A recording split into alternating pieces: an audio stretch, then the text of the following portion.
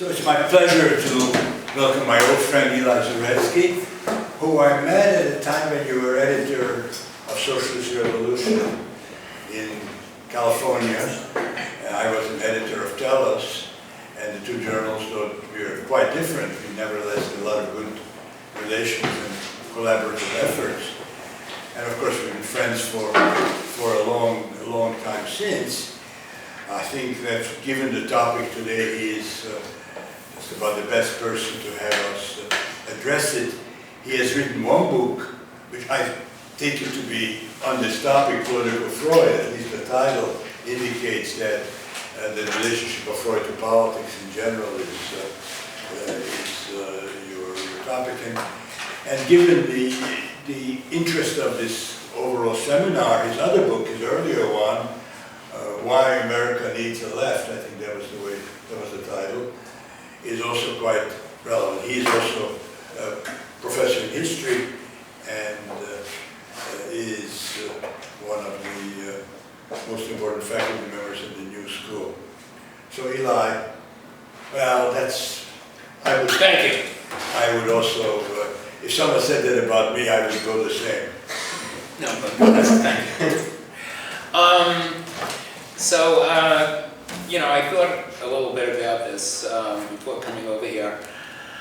And let me just say a few brief things. It's very difficult to outline what the relations of psychoanalysis and socialism are because they're so multifarious and both subjects are so vast, and bringing them into relation with one another is really impossible. But I would say this. My idea of socialism is that it's a different basis for organizing society. Society is organized on the basis of private property, and it has been, for quite a while. And that, what socialism really means to me is that we organize society on some other basis than private property. And I think if that's the case, psychoanalysis has a lot to offer in terms of understanding sort of primal relations of dependency and need, and what disrupts those relations and so forth. If we're actually going to think through a different basis for society, there are many, many things that we have to think about: the economic problem, sociological questions, and so forth. But I think having some insight into basically human nature, which is what psychoanalysis is about, would be very helpful. And also, if we're going to move towards socialism, then we have to understand what the strengths of capitalism are, both in terms of having a better, form of society, but also not losing those strengths. And I think that there too, psychoanalysis has a lot to offer, especially in my view. We can talk about this in the discussion. The understanding of the role of aggression in human life, which I think capitalism obviously has a lot to offer in terms of economics and the market and so forth. We can't lose that. We have to advance beyond that. But I think also in terms of satisfying certain basic instincts would be Freud's word. I'm not sure what the right word would be. Definitely not genes. But certain aspects, socially variable, but drives that human beings have, especially in the realm of aggression. I think that psychoanalysis has a lot to offer. So I'll just read it. So since 2016, which witnessed both the Brexit referendum and the election of Trump, there has been renewed interest in what used to be termed mass or group psychology. In other words, the role of irrational forces in history. The reason for this is obvious: the collapse of faith in liberalism, which had taken a triumphalist turn after the collapse of communism in 1989. Do we have the intellectual tools we need to grapple with these forces? Mass psychology is one resource. By mass psychology, I mean you'll understand a lot of this because it's really based on Freud's book and the Adorno essay and my little piece that you got that on Trump. By mass psychology, I mean the use of psychoanalysis to understand large-scale group events or processes such as populism and especially fascism, which was historically closely tied to populism. In my view, there are three schools of mass psychology. First, there is the purely psychoanalytic, which is largely Kleinian, meaning Melanie Klein, and which features such figures as Wilfred Bion and Otto Kernberg. The second is that of Frankfurt School critical theory and includes such figures as Erich Fromm, Theodor Adorno, and Herbert Marcuse. Wilhelm Reich was not a member of the Frankfurt School, but his pioneering applications of Freud to politics and social theory inspired its efforts. Some key works of American social thought, such as Richard Hofstadter's The Paranoid Style in American Politics and Christopher Lasch's Culture of Narcissism, are not technically part of the Frankfurt School, but do continue its tradition. The third school is Lacanian and includes such figures as Juliet Mitchell, Slavoj Žižek, and Ernesto Laclau. I'll speak mostly about the second, the Frankfurt School. The main context for understanding Freudian mass psychology is the overwhelming spread of capitalism, first under British and then American hegemony. By capitalism, I don't mean the market economy per se. Rather, I mean an historically specific social order akin to feudalism or, in some interpretations, plantation slavery. Contrary to Marx's hopes,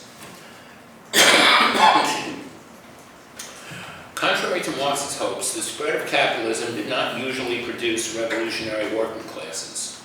On the contrary, capitalism was accompanied by the mobilization of the masses, not just in the form of consumerism and mass culture, but also around such non-rational communal identities as nation, religion, and ethnicity. This created a problem both for liberalism and socialism. Liberalism was born in opposition to the new forms of mass politics that emerged with the English and French revolutions. Liberalism, in other words, was animated by what Ernesto Laclau called the grand peur of the 19th century, fear of the crowd. As to socialism, to understand the effects of capitalism, the Frankfurt School developed such concepts as reification, commodification, and one-dimensional or administered society. But such efforts ended in unresolvable antinomies. This was not the case with Freudian mass psychology, which rested on a theory of instinctual motivation that was not easily manipulated or administered. The need for mass psychology reflected the uneven development of capitalism. At one level, the spread of capital, or value, to use Marx's term, created a fungible, temporally and spatially ordered life world coordinated through quantitative means, instrumental rationality, and abstract time. At a deeper level, however, as Freud argued, in the shift from the predominance of the pleasure principle to that of the reality principle, this quote from Freud, a species of thought activity is split off, kept free from reality testing, and remains subordinated to the pleasure principle alone. This activity was fantasizing, which always accompanies the rational transformation of reality. Rather than developing in a unilinear fashion then, the spread of capitalism was accompanied by a series of deremptions or sunderings, interruptions in the process by which the capitalist reality ego spread. These were the areas in which primordial identities and fantasies germinated. The most important of these was the family, as in the famous Haven in a Heartless World. In addition, the romantic response to the Enlightenment, especially Herder, was based on a recognition of the importance that primordial identity, of the importance of primordial identities of family, nations, and peoples. This insight was recognized in so-called primitivism in the visual arts, literature, music, and dance, as well as modified in the surrealist explorations of the modern city. Most important was nationalism, in which nations had to mobilize what Tom Nairn called their inherited and unconscious powers to foster a compensatory sense of identity in a world of social comparison. Finally, the uneven development of capitalism played itself out in the colonial world in the form of a split between the material and technological side of modernity, which colonial countries embraced, and the spiritual or inner dimension, which supposedly came from Islam, Hinduism, Confucianism, or some such tradition. In most of these cases, populism, nationalism, primitivism, and the struggle against colonialism, the inner world of the spirit was contrasted to the supposedly superficial external world of reason, technological rationality, and the ego. The rise of fascism brought to the fore the differences between the Marxist theories of fetishism and reification and Freudian mass psychology. From the liberal perspective, fascism was an irrational episode in that it did not follow from economic self-interest, as liberal societies did.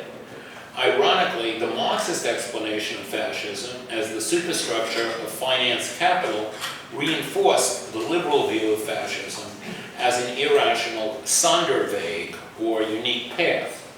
From the point of view of Freudian mass psychology, by contrast, rationality and irrationality were not so easily separated. Although in fascism the preponderance had shifted toward the irrational, fascism could not be hived off as an outlier. Rather, fascism illuminated the irrational cross-currents of all 20th century development, just as a seemingly incidental symptom, such as a nervous cough or tic, can illuminate the pathological structure of the unconscious mind. The heart of the difference between Marxism and Freudian mass psychology was that the central concept for the Marxist tradition was social class, while the central concept for mass psychology was the group. The crowd, as the group was originally called, had been one of the signal discoveries of the English and especially French revolutions. While crowds existed prior to the revolutions, they did not challenge the existing system of authority. Rather, crowds affirmed it by seeking to restore traditional values. Often, indeed, earlier crowds were led by nobles. The crowd of the French Revolution, by contrast, was revolutionary, and therefore, in many eyes, irrational. As a result, the crowd, as forerunner to the group and the masses, became identified with unconscious forces, especially mesmerism, animal magnetism during the French Revolution, and with the power of suggestion, as it was called. The Paris Commune in 1871 reinforced the identification of the crowd and the unconscious when it gave birth to the first systematic crowd psychology in the work of Hippolyte Taine, and then, of course, Gustave Le Bon. Not surprisingly, the two world wars gave enormous impetus to the idea of mass psychology. World War I demonstrated, Zeev Sternhell has written, quote, the facility with which all strata of society could be mobilized in the service of collectivity. It showed the importance of unity of command, of authority, of leadership, of moral mobilization, of the education of the masses, and of propaganda as an instrument of power. America had never been a liberal country, but rather a democratic and even populist one. During World War I, however, it replaced Britain as the global avatar of liberalism, in part because of its ability to mobilize and speak for mass or group psychology, notably nationalism. At the time of the First World War, the study of the crowd or group was considered by many social theorists to provide a surer portrait, this is a quote, of natural man than any other human condition. The crowd, in other words, was comparable to Hobbes's description of man in a state of nature. In a sense, Freud agreed. He described the group as, and you saw this in the book, as ultimately a recurrence of the primal horde, writing, quote from Freud, "The psychology of groups is the oldest human psychology. What we have isolated as individual psychology by neglecting all traces of the group has only come into prominence out of the old group psychology by a gradual process which may still, perhaps, be described as incomplete." Unlike his predecessors, Freud did not see the effects of groups as one-sidedly negative. True, groups lifted inhibitions and stifled critical thought, but they also inspired new ideals such as altruism and new creations, notably language. Freud's main objection to the prevailing group psychologies was that they failed to explain how groups affected their members. To explain this required a conceptual link between individual and group psychology. This link is the key to Freud's approach. In the book that you read, Freud began his account of the ego with the self-preservative instincts, to be sure, food and sex, but especially with primary narcissism, or the oneness of the early mother-infant relationship. As our egos develop, we relinquish this oceanic state, the early relationship. But at the same time, we also strive to recover it. The result, this is Freud, is a creation of a mental agency between the undifferentiated narcissism of infancy and the fully developed ego of the adult. This intermediate agency is the ego ideal. A group exists when a number of individuals, quote from Freud, have put one and the same object in the place of their ego ideal, and have consequently identified themselves with one another in their egos. The group permits the creation of new libidinal ties among its members, as well as between each member and the leader, if there is one. These ties bypass the ego. They can even be transmitted by bodily means, what would later be recognized as projective identification. Groups, therefore, are repositories of illusion. They play the same role for the human species that the dream plays for the individual. They are the vehicle of illusion in that they promote change that is both progressive and regressive. Quote from Freud, "What man projects before him as his ideal is the substitute for the lost narcissism of his childhood, in which he was his own ideal." We can see this forward and backward movement of the ego ideal in fascism, but also in the two great populist slogans of our time.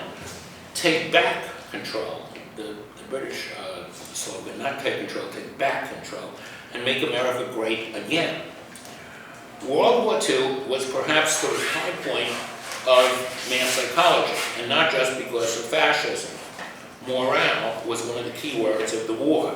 The goal was not parade ground efficiency and obedience to officers, but a quasi-democratic group spirit. The Russians are mistaken, wrote one psychoanalyst, to think that the social is something external and not an internal part of the individual. The social and cultural element is deeply ingrained in the individual and to a large extent unconscious. This is what Freud is saying in group psychology. Just as the infant must find his or her way to the breast, Bion wrote, so the adult must establish contact with the emotional life of the group. When Lacan visited England in 1947, he was struck by the British experiments with group psychology. With Bion and Rickman's experiments, he claimed to have rediscovered the quote from Lacan, the feeling of the miracle that accompanied the first of Freud's steps. As he later explained, Bion deliberately constructed a group without a leader, so as to force the group to take account of the difficulties of its own existence, and to render it more and more transparent to itself. In America, the discovery of mass psychology led to a rethinking of liberalism. Historically, liberals assumed that economic interests determined the nature and content of politics. The reason for this was that the pursuit of one's economic interests was supposedly the essential component of rationality. With World War II, however, a series of horrors, the Soviet show trials, the Holocaust, and McCarthyism erupted that could not be understood in terms of economics or rationality alone. McCarthyism, in particular, precipitated Richard Hofstadter's famous article on the paranoid style, a sense of heated exaggeration, suspiciousness, and conspiratorial fantasy. Paranoia, some began to see, was baked into the liberal tradition through the original Whig conviction that there was a corrupt and quote, effeminate cabal at the peak of society. This was the monarchy and the Anglican Church. This was the context in which the Frankfurt School historicized Freud, and that's the article by Adorno, 1951. Adorno wrote that Freud foresaw the rise in nature of fascist mass movements in psychological terms. His main contribution, Adorno explained, lay in exposing the psychological forces which result in the transformation of individuals into a mass. Fascist agitation deploys a systematic set of devices, such as repetition, personalization, and the denigration of the outsider, aimed at creating libidinal ties that compensate for individual wounds. In Germany, these were the wounds of World War I, but Germany was not unique. The problem of mass psychology, Adorno explained, is closely related to the psychological afflictions characteristic of an era which, for socio-economic reasons, witnesses the decline of the individual and his subsequent weakness. By historicizing Freud in this way, Frankfurt School thinkers also politicized him, criticizing Freud for not distinguishing between socialism, which is a rational response to internal conflicts caused by socio-economic change, and fascism, which mobilizes and manipulates internal conflicts. The Frankfurt School, two more pages. The Frankfurt School also went beyond Freud in distinguishing the mass psychology of authoritarian societies from that of democratic societies.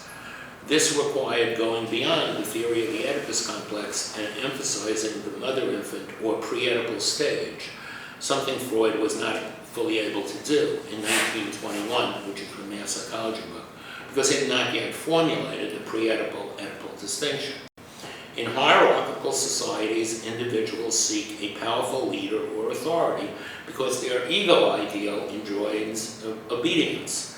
In mass democratic societies, by contrast, individuals seek leaders with whom they identify in order to emphasize the equality of all members of society, the libidinal bonds.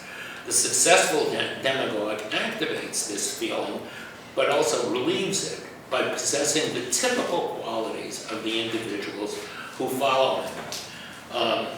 He possesses these typical qualities, but in what Adorno, quoting Freud, called a clearly marked and pure form that gives the impression of greater force and more freedom of libido. That's a very good description of Trump. The leader completes the follower's self-image. The Superman, Adorno wrote, has to resemble the follower and appear as his enlargement.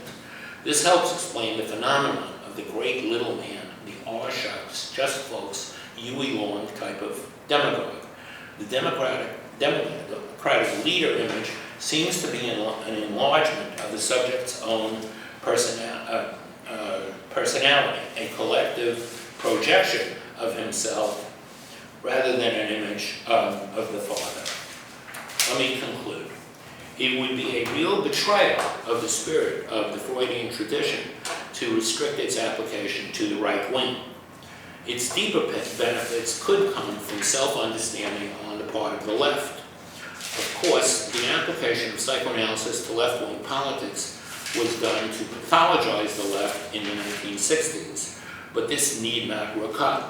I'll briefly mention 3 lines of thought which we can follow up during the discussion if you want. First, many of the dichotomies that the 60s and 70s left us with, such as culture and economics, identity and social class, recognition and redistribution, would look very different if we had a more complex understanding of individual psychology, which after all includes both the ego, the locus of intelligence and reason through which we can understand capitalism, and narcissism, which is the focus on recognition, the demand for recognition, the identity dimension.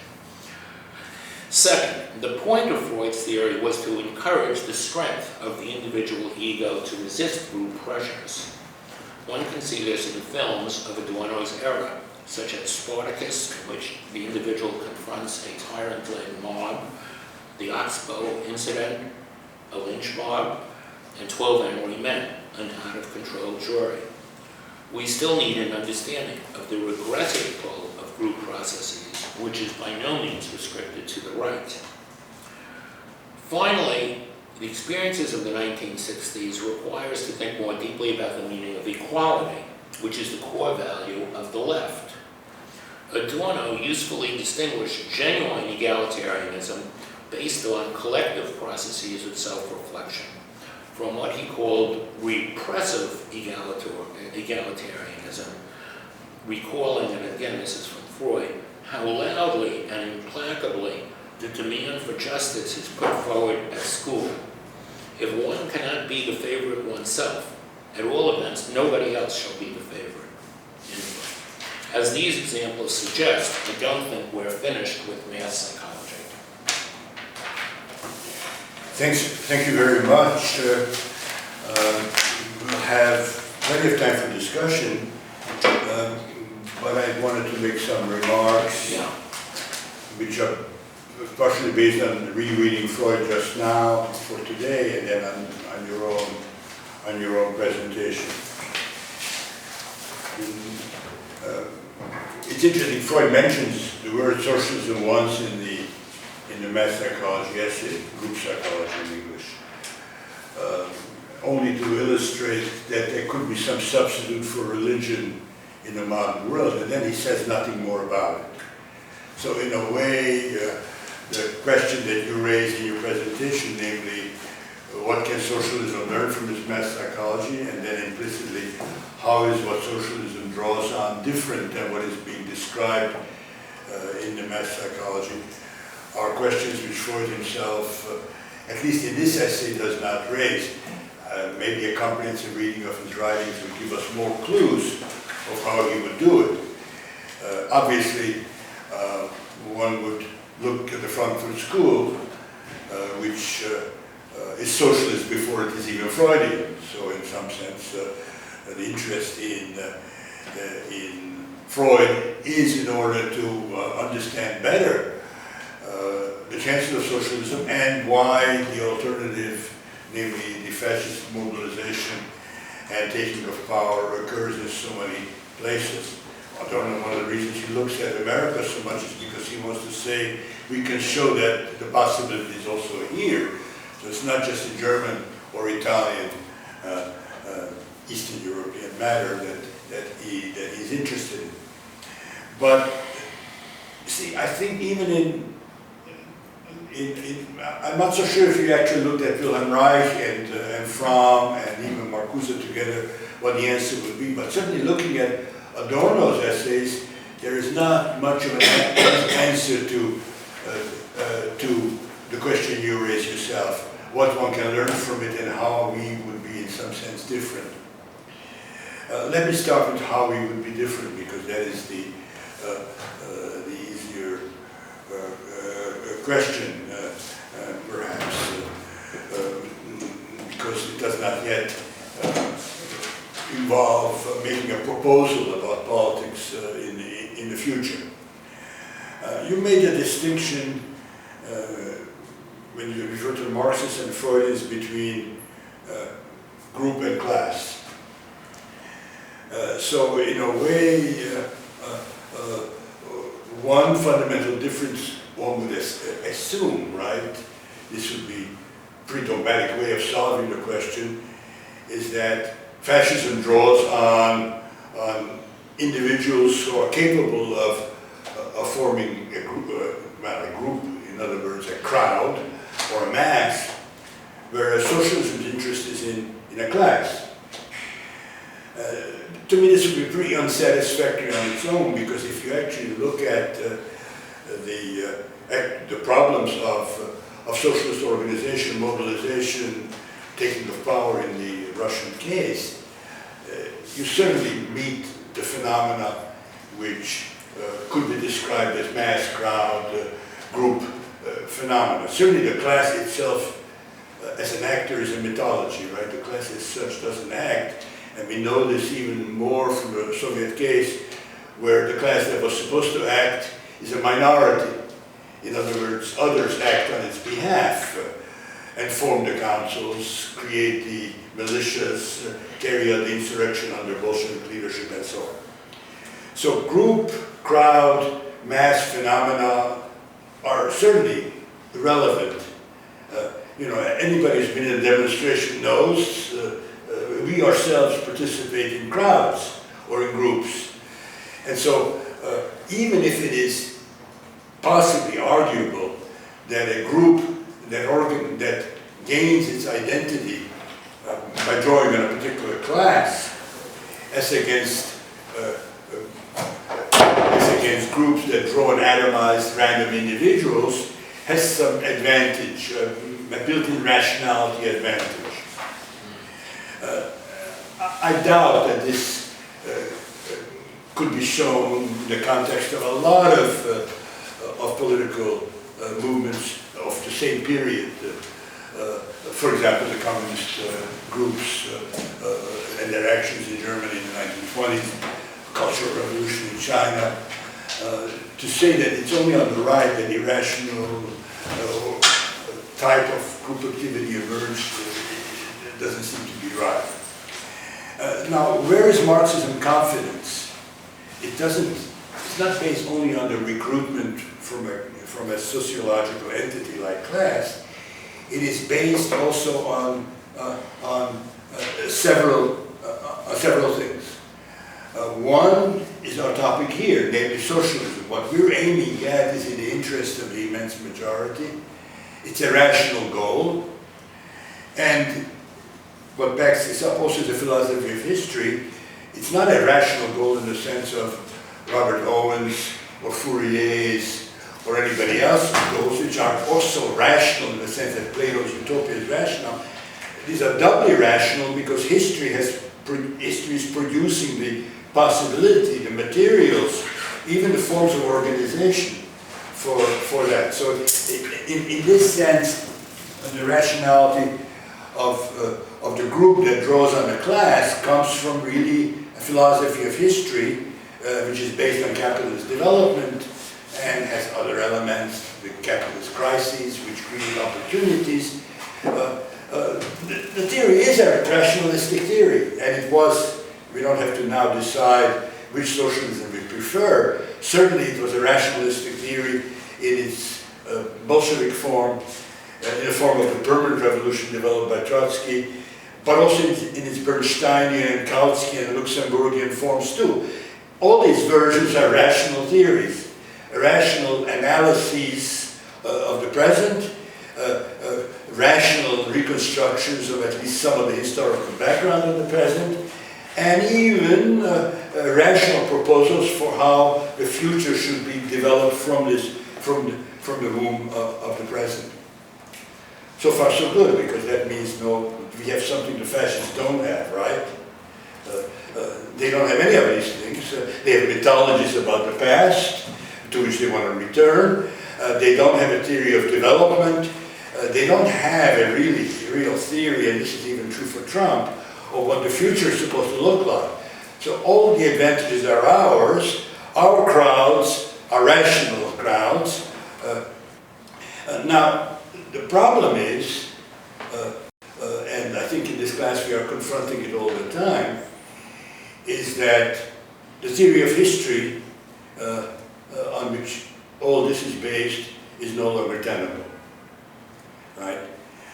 Yes, Marxist analysis of capitalist, the history of capitalism are powerful, remain usable and powerful, sometimes one-sided, but still But still, the historical logic developed by Marx and even more the Second International, because after all, Leninism breaks with it, is one that really, who holds it today? Yeah, of course we have sects and so on who still believe in the letter of the doctrine, but this is something that a few people would maintain.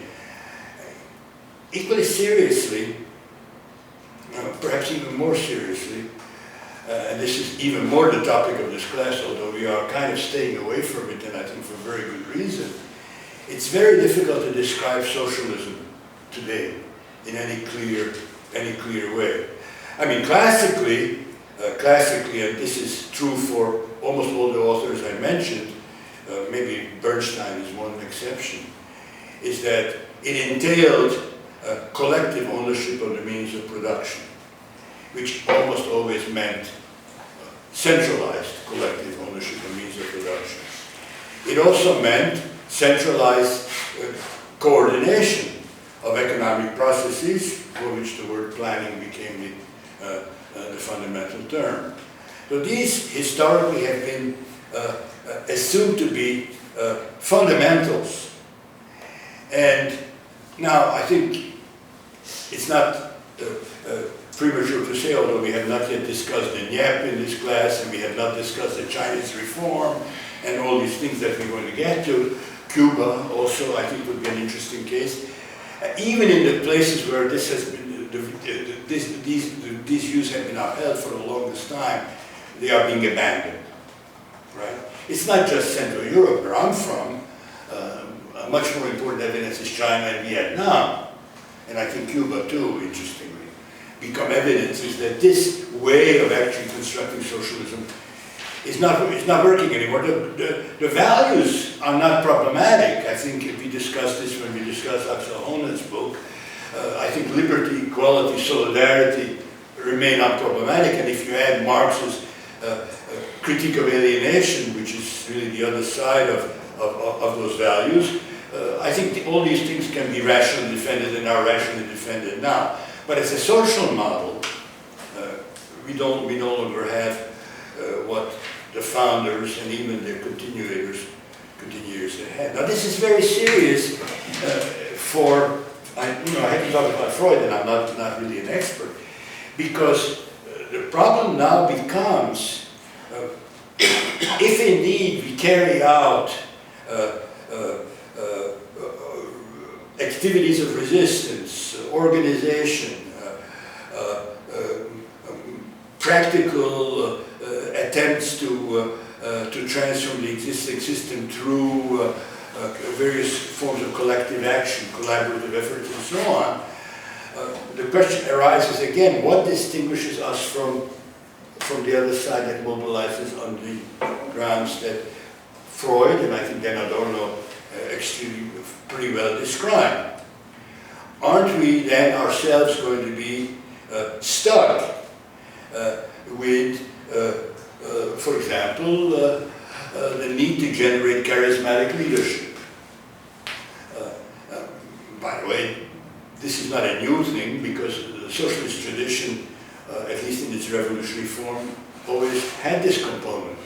There's almost no socialist mobilization historically that lacked charismatic leadership, at least on the revolutionary side, because the social democrats very often do not have this. Don't we need to make appeals to the libidinal attraction of the mobilized for the leader and for one another through the leader's attractiveness? I mean, this is the thing that Freud describes.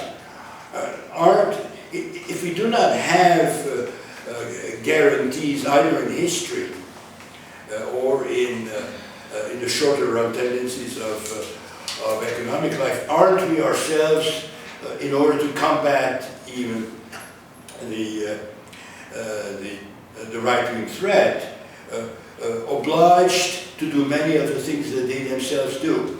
I think Ernesto Lacau's book, and it belongs to the third group of interpretations that you mentioned, relying on Freud quite another way than Adorno would have relied on. But there's one difference between Laclau and Adorno, is that Laclau actually wants to organize and contribute to the organization of a political challenge. Right. I take his relationship to exactly the mass psychology which Freud, Adorno, and now you describe so well, to be a problematic one, because he's very close to saying, yes, we must do these things too, right? He's close to losing the distinction. And at that point, and then he even actually has the floating signifier, remember, where he actually suggests that for that reason, we must actually do the same so that we can bring over Le Pen supporters to our side, right? And because we were really doing the same, but we must do it better on some level. Now, of course, Peronism and Latin American history, lots of things enter why he winds up saying it, and certainly no one in the Frankfurt School ever even suggested remotely that we should imitate the fascists or the Nazis. But then, of course, they don't really have much. Marcuse would be an interesting case, because he's the only one, decades after Adorno wrote these pieces, who becomes interested in contributing to a movement and to a form of organization. But we are left with a puzzle. I think that's what I'm suggesting. And of course we must solve it. And that is not going to be possible if we simply take Adorno's view, which in one text, for example, he says that the chance for transforming the world, thesis 11, thesis on Feuerbach, has been missed. So now we must return to interpreting it. That, I think, is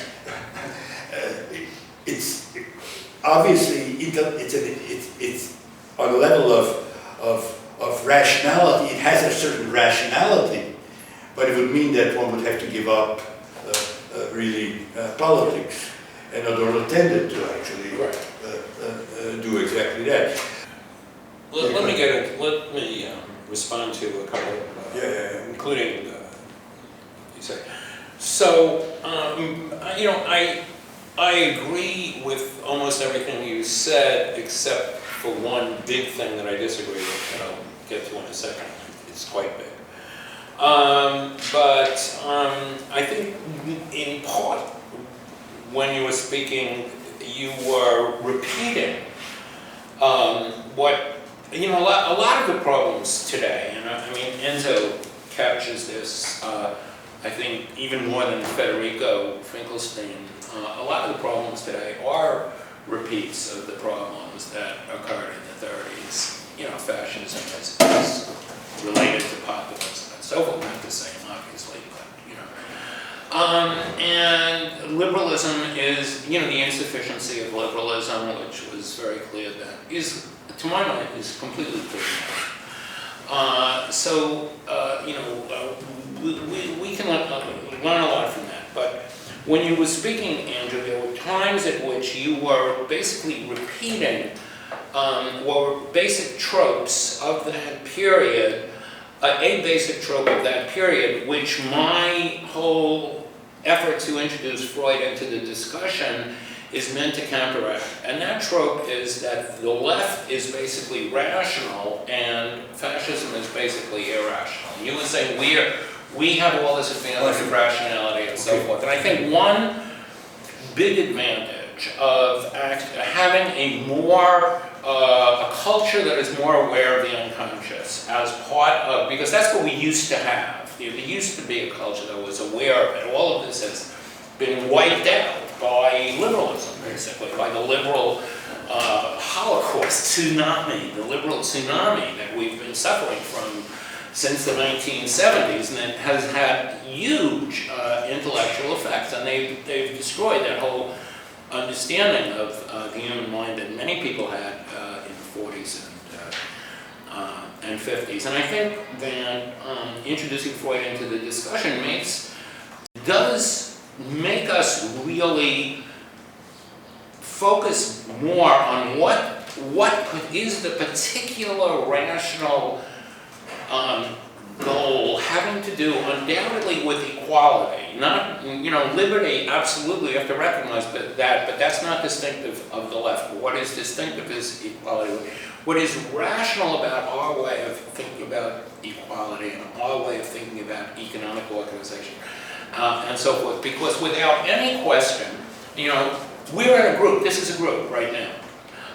We have, well, you guys, I probably have some libidinal ties, et cetera, et cetera, et cetera. So, Freud is trying to say in general, at a very abstract level, what are the unconscious dynamics that run through group or social life, in general. And that's why he's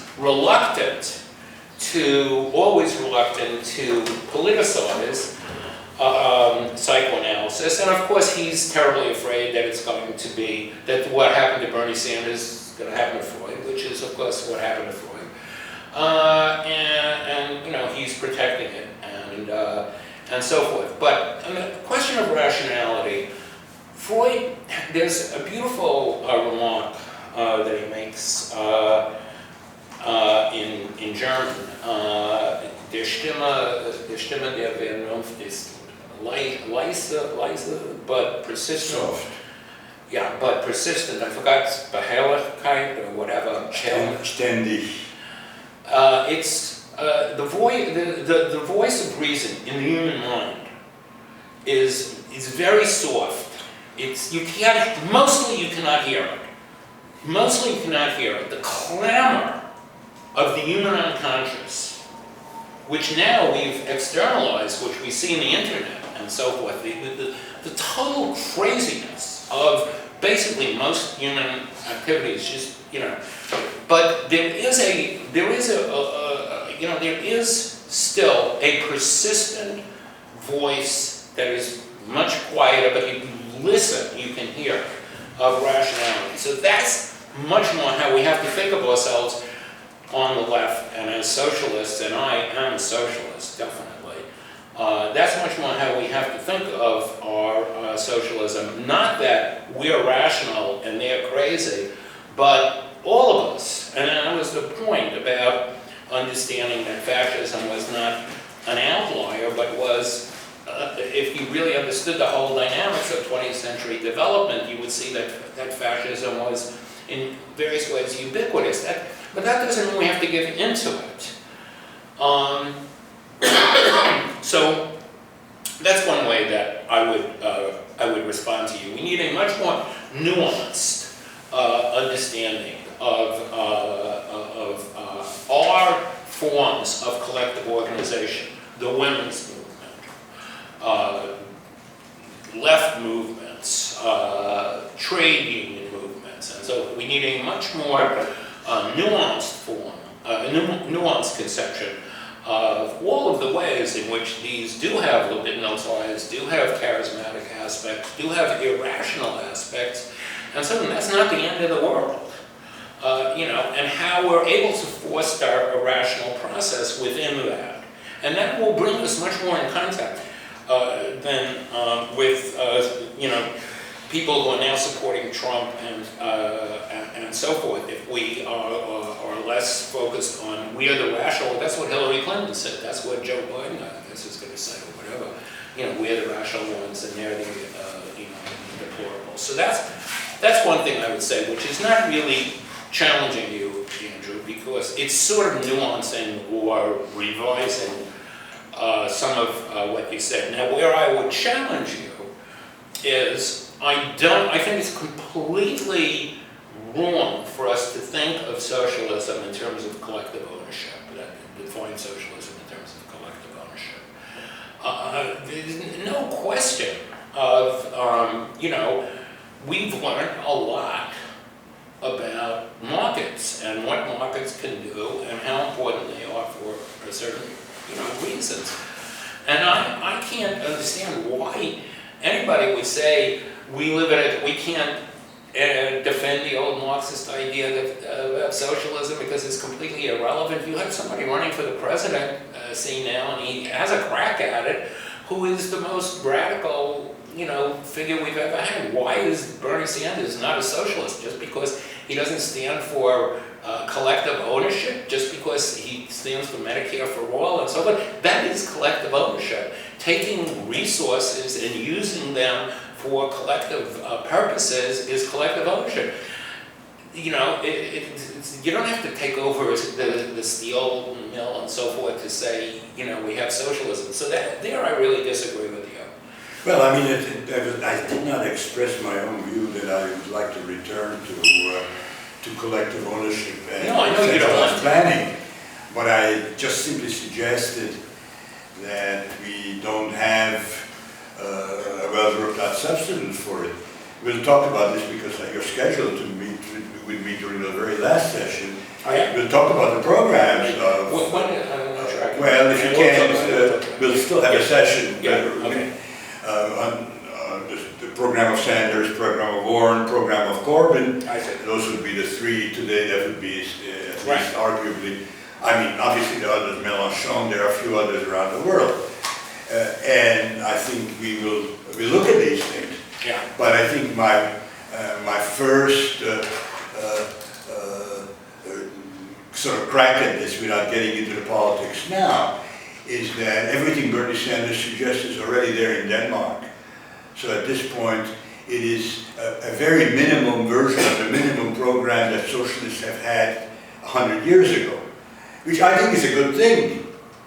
So I think if only that is the reason for voting for him, I think we should vote for him. There's no problem about that. But it creates a problem because also that he actually says he's a socialist. He does not really explain, which is why he'll be so open to demagogy having to do with, whether it's Fidel or the Sandinistas or whatever. I think that there is a kind of hole. And actually, you kind of think, well, Bernstein had the same hole after all. The movement is everything and the goal is nothing. But if you study fairly carefully the book Evolutionary Socialism is the English title of it, you see quite a lot of content for what we're actually aiming at, much more than you would see today in Corbyn or Sanders or any of them. So all I'm suggesting, there's a gap. And that's the reason why the other issue that you discussed gives me trouble, because it then means... Which other issue? The other issue of the distinction between us and the right, because we really have, a few rational proposals to offer in terms of the present that distinguish us, but we don't really have really a lot in the sense that traditional socialism has had. How are we going to get to a society without alienation? How are we going to get to a society based on solidarity and so on? Yeah, of course, it would be much better for things if public universities are free. But that does not mean that, for example, the immense distinction in the United States, which all of us, even at the new school, can feel between the elite university world and the public university world would disappear or even be diminished, because it may even increase in that context. So in that situation, we do have the temptation, that's what I was worried about, of a Laclau who will say, well, we have to, of course, generate enthusiasm on the same basis that they do it, and appeal to some of the same people that they would appeal to. I think you're right, by the way, in saying, and I think this is what Eman is also driving at, is that we should not portray the other side as irrational only.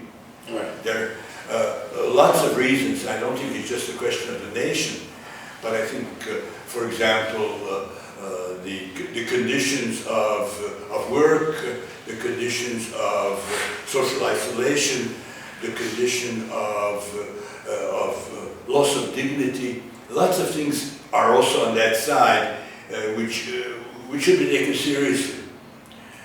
But what I'm worried about is that we don't have enough on our side.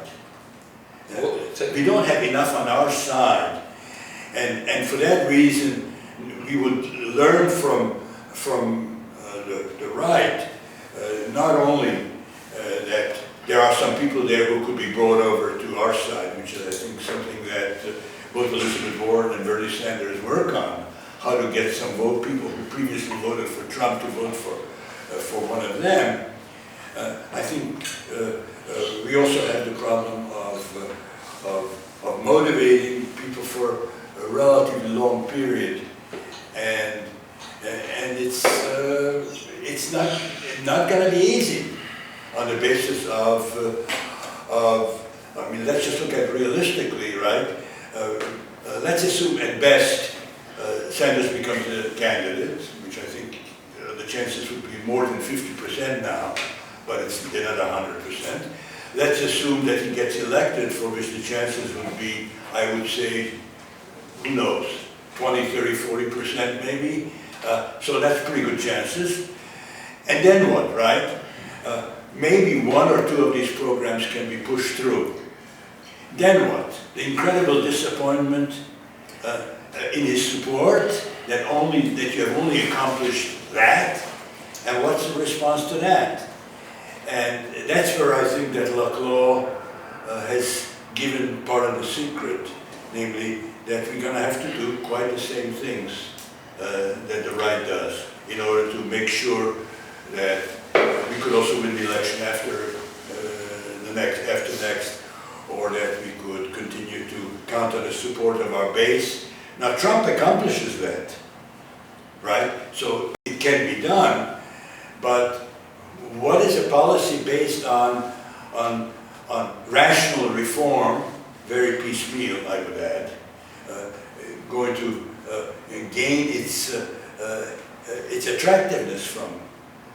That's the difficulty. Yeah. Do other people,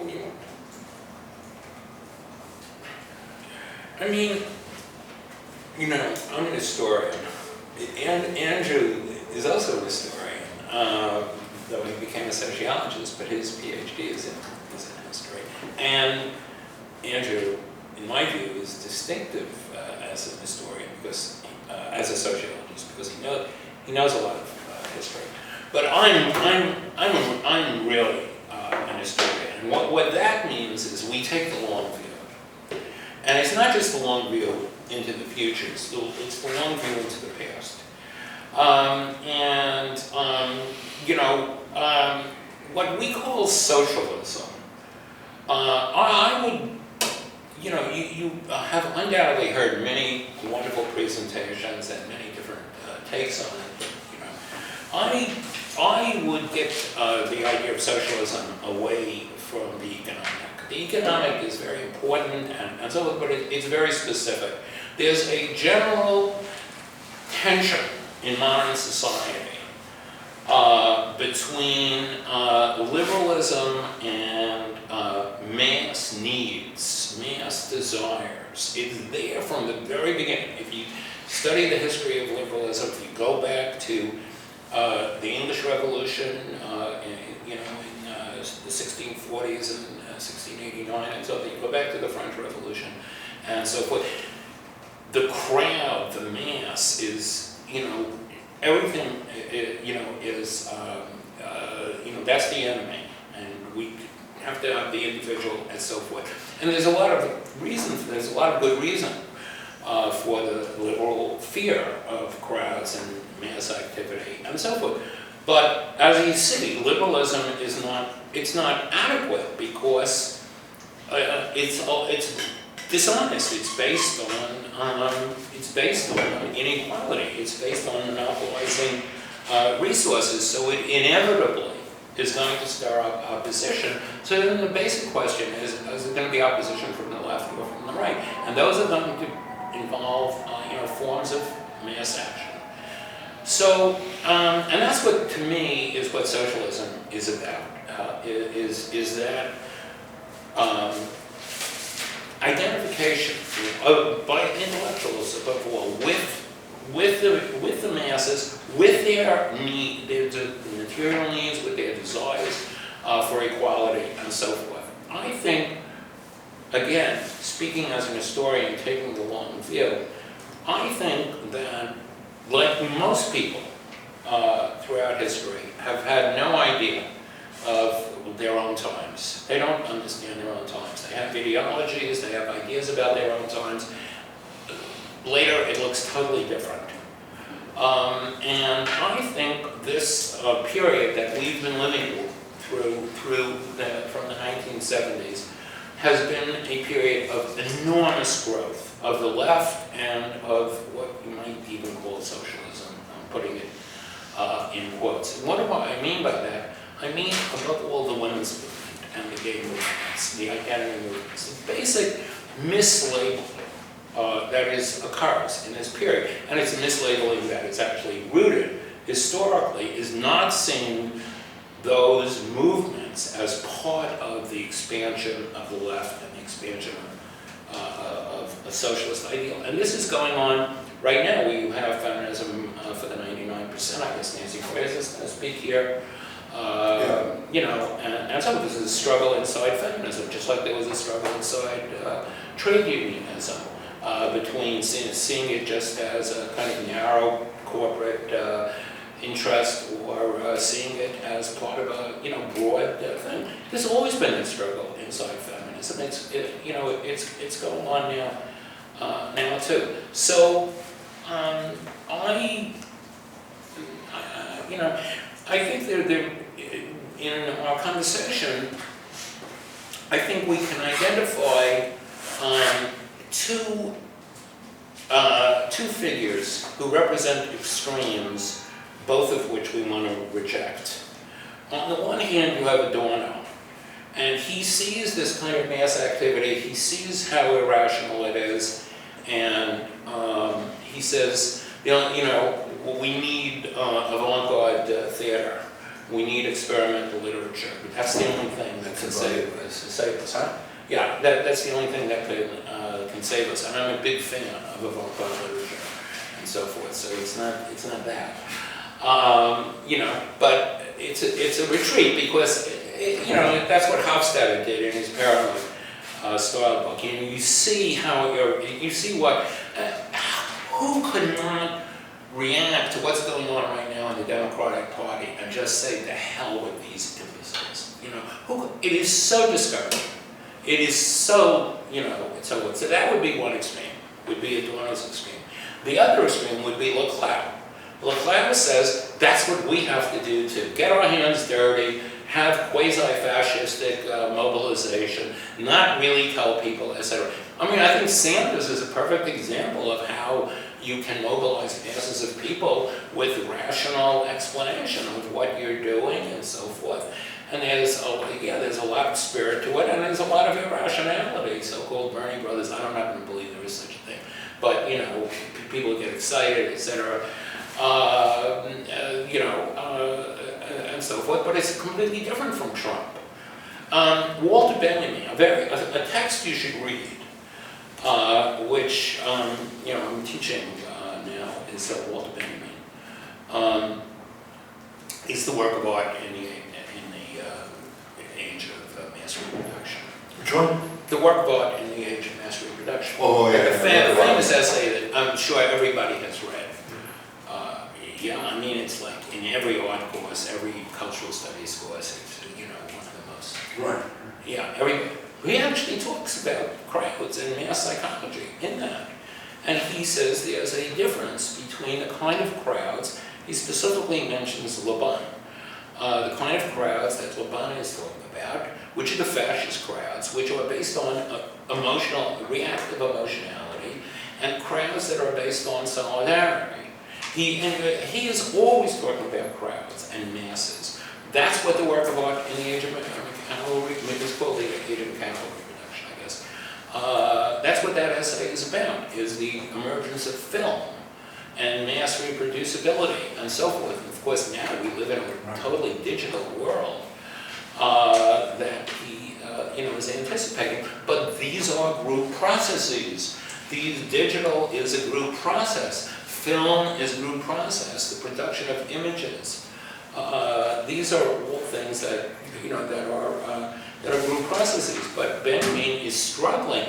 That's why he loved Brecht, because Brecht trying to have Build that to, a theater that would, not where you go through an Aristotelian process of catharsis and feel great afterward, but that would actually make you distance yourself and think about, it's all about thinking, about reason, about preserving that little quiet voice of reason amid all the clamor, and the clamor is in us, it comes from us, it's part of the left too.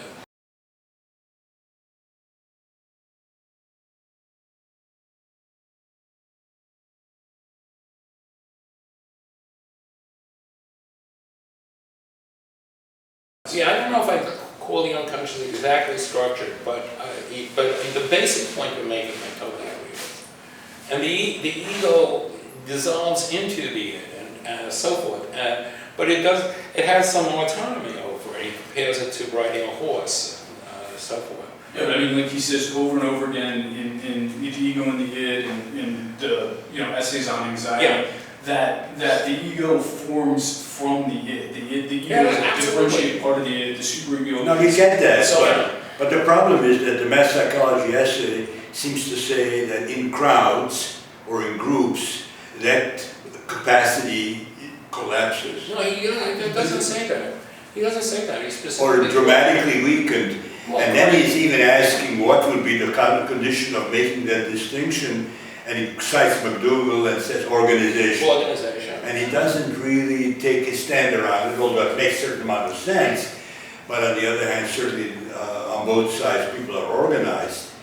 So it's clear that he's not agreeing with Le Bon that you just regress in crowds. It's obvious that, even though he starts by quoting Le Bon at length and saying, this is a brilliant book, it's obvious that he is not, why would he write the book if he's just saying... That wasn't obvious to me. Well, I don't think you gave it a sympathetic reading then. That is, no, I mean, I reread it and I thought I was looking for just that difference and I didn't quite see it. As far as Le Bon, he doesn't adopt the concept of the group mind, right? That reification of the group mind is not a... But I think he seems to concede. And then he's even asking the question, what could counteract it? And that's where McDougall comes in. He talks about things like classes and professions and as groups and armies and churches. He talks about all things. Sacrifice of self in all of them? No. Well, okay, let's sort of... We did line by line. We can't argue about the text. Okay. And I'm not suggesting he's even right. The only thing is that you can't, everybody knows the aim of psychoanalysis as a practice is rationality of some kind. But that is an individual practice. One thing I love about you cannot imitate the analytic context for a group. You can't be in the position of doing the same. Well, that's what Beyond did. That's why Lacan was so impressed with the English thing, is they did. No, he applied the metapsychology to the group, but he didn't apply an analyst practice. No, well, I have... Well, okay. I've been in these groups. That they are the application. You can do groups that are the application of psychoanalysis, where you have a consultant, who's not usually called an analyst, and you try to analyze the group processes that are going on, not individual processes in the group, which would be like T groups or emotional groups, but actually how the group actually works. And I've been at weekend conferences where we did that, and I can tell you that when you get into actual awareness, these are experimental groups, these are not real groups, so they're all, so forth. But if I could just take the privilege and say to one of the men, I think Freud's essay is magnificent. I think it's fantastic. I did not appreciate it the first time I read it, but having read it probably 50 times or so. No, I mean, and so, but I have to say one of the things I love about the essay, and it just shows the man's imagination, is where the idea of the individual came from. And it's like one of the sons from the primal horde leaves the group and gets the idea of the individual and comes back and explains it to the, in quotes, the brothers and so forth. And he says that person is the first epic poet. So, it's not only hogs and life. And then he says, and then he becomes the father himself. No, but not the father of the primal father. No, you're seeing much too much. But it doesn't matter because obviously you don't have to. No, this is not a question of Freud. Freud, and in reality, certainly very different kinds of leaderships exist, right? You can't say that How can you understand Nelson Mandela is the same as Adolf Hitler. Well, how about psychoanalysis itself? We'll talk about a group process around a leader.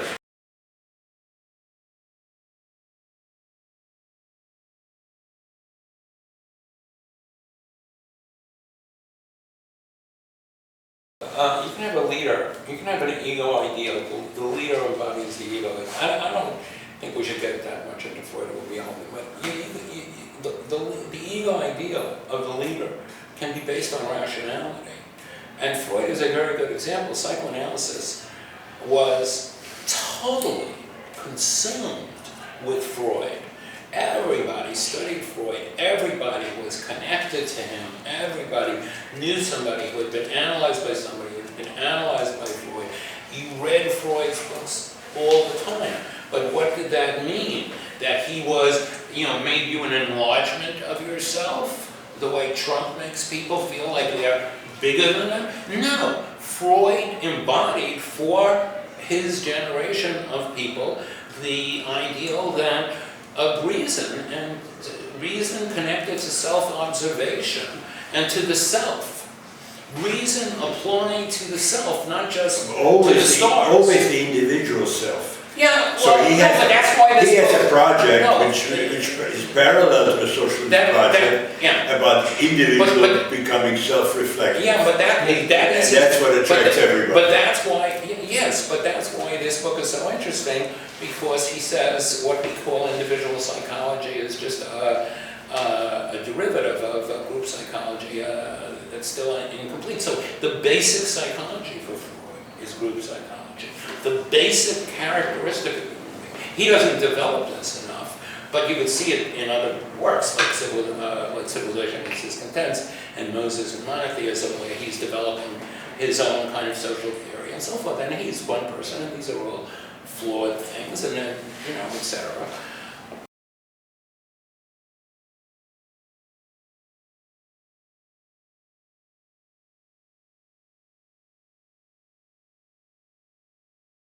The same Freud says that the love of any community is always exclusionary. In the sense, so this is a socialist question. So I would say that would apply to the fascists too. Of course it applies to nations, it applies they to have solidarity with one another, it which is applies very to the intense. king, it applies to Jews. Right. Yeah. And he even raises the question. It doesn't mean you have to stop with that. You just be aware of it. What do we think of the idea of Reich, and then Marcuse picks it up in perhaps a more philosophical way, that the secret is to replace repressive desublimation by desublimation. In other words, sexual,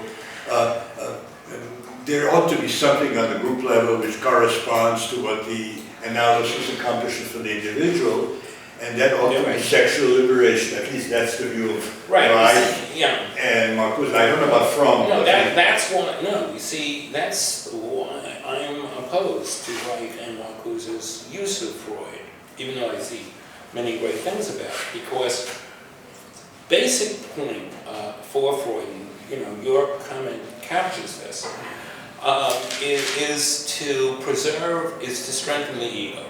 To preserve that little quiet voice of rationality and to mobilize. And that's where the idea of the ego ideal is so important in terms of understanding that there are group formations, and psychoanalysis is an example, universities are an example, professions like sociology are an example. There are, organizations where the ego ideal is rationality, just like there are places like Nazi Germany where the ego ideal is, is obedience. So this was basically, but the way that Freud was understood in the United States was just the opposite. Get rid of the ego, let it all hang out, sexual freedom, Right. you know, in the 1920s, and both Reich and Marcuse continued. That Right. misread is a fundamental misreading of Freud. So I think that's Interesting. yeah. But, you know, at the same time, Lacan is critical of the ego psychology. Yeah, no, and I think It's Lacan's criticism of the ego, in my view, is just anti-American opportunism. I don't really. Look, I wrote a history of psychoanalysis called Secrets of the Soul. I mean, it's basically, you know, an expert on the history of psychoanalysis. I just can't get. I mean, Lacan introduces some very important ways of understanding discourse and intersubjectivity using the linguistic theories that were developing in France at that time. I get that. But his attacks on the Americans on ego psychology, well, I mean, you know, it's a complicated thing, but Freud's basic value is the ego. Freud invented ego psychology. But it's not a kind of a narrow, hard, crusty ego. It's an ego that is fluidly responsive to the unconscious, and it's not a narrow kind of thing that cuts you off from other people. It's intersubjective and so forth. I'm a very big fan of Melanie Klein, who has a wonderful way of understanding psychoanalysis in terms of intersubjectivity, all based on the mother-infant relationship. But what Klein also misses is the importance of the ego.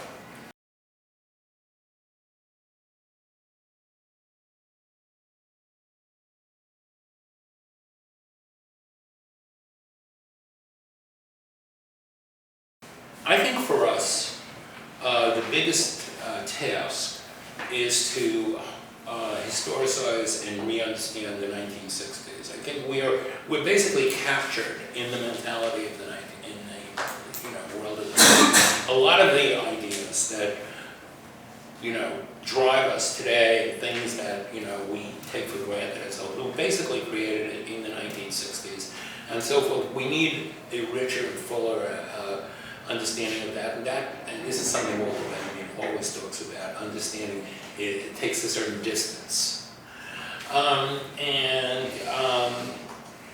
I don't think that we will ever understand the 1960s without understanding its mass character, its group character.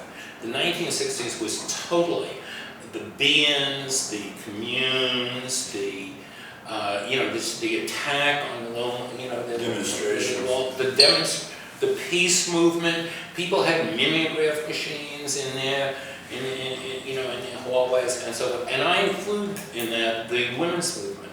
The women's movement was totally a wrinkle, a change in the creation of a different kind of group based on the identification of women with one another and on the mother-daughter relationship and sister and so forth.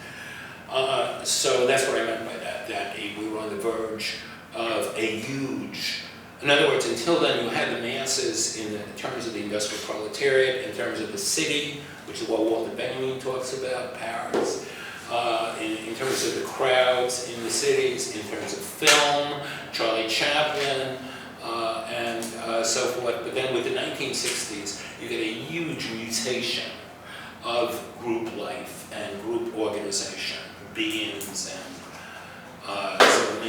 and a lot of the thinking of that period, the experience of that period. And a lot of the social theories that have developed since the 1960s, and white people like Butler and Foucault and so forth, were rooted in the group experiences of the 60s.